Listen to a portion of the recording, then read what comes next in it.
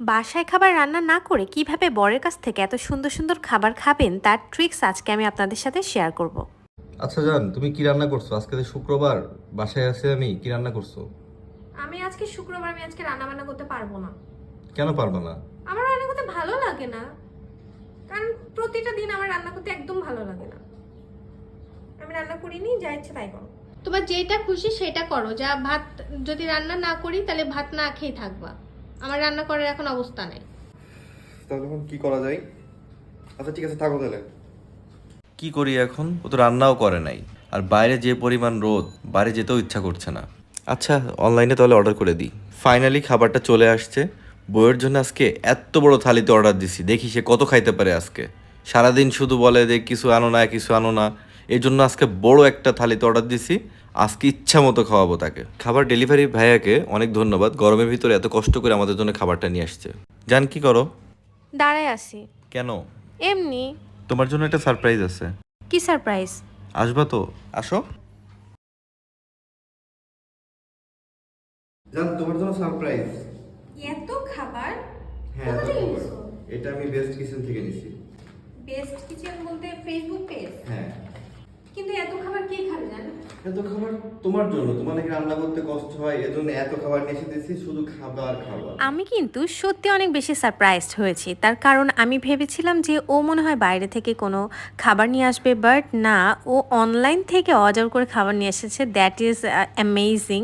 And আমি সত্যি অনেক সারপ্রাইজ হয়েছি।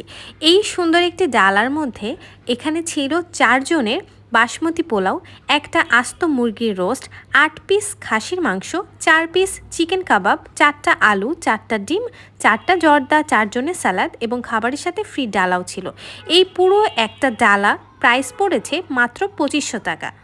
আমি খুবই এক্সাইটেড হয়ে খেতে বসে গেলাম এবং তোমাদেরকে বলবো যে এই খাবারটা কেমন ছিল, অল অ্যাবাউট রিভিউ করব। এবং এই খাবারটা বেস্ট কিচেন পেজ থেকেও অর্ডার করেছিল, যার মধ্যে এখানে আস্ত মুরগির রোস্টটা আমার কাছে অনেক বেশি ভালো লেগেছে।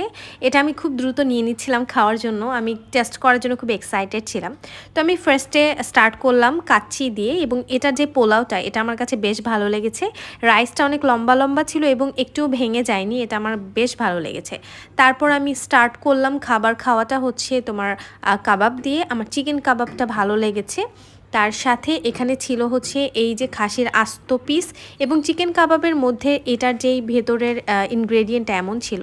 অ্যান্ড আমি এখন খাচ্ছি রোস্ট, অ্যান্ড রোস্টটাও আমার কাছে বেশ ভালো লেগেছে। আমি যদি সব কিছু অ্যাভারেজ একটা কিছু বলতে যাই, সেক্ষেত্রে আমি বলবো যে আউট অফ 10 এটা যাই হচ্ছে 8।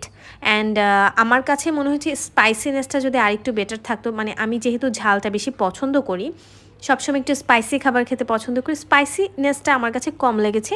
বাট এটা যদি আমার হাজব্যান্ড বলে দিত তাদেরকে খাবার অর্ডার করার সময়, আই গেস তারা হচ্ছে এই জিনিসটা মাথায় রাখতো। স্পেশালি তাদের খাবার ডেলিভারি করার ধরন ভালো লেগেছে, তার কারণে এটা লং টাইম গরম ছিল। নর্মালি কিন্তু অনলাইনে খাবার অর্ডার করলে লং টাইম কিন্তু গরমটা থাকে না। অ্যান্ড এই খাবারটা 4 জনের জন্য খুব ইজিলি হয়ে যাবে। আমি তো মনে করি যে এটা 5 জনের প্লেটার। এরপর আমি ট্রাই করলাম তাদের স্পেশাল জর্দাটা, অ্যান্ড জর্দার মধ্যে যে ইনগ্রেডিয়েন্টগুলো এটা আমার খুবই ভালো লেগেছে। অ্যান্ড স্পেশালি আমি জর্দা খুব পছন্দ করি।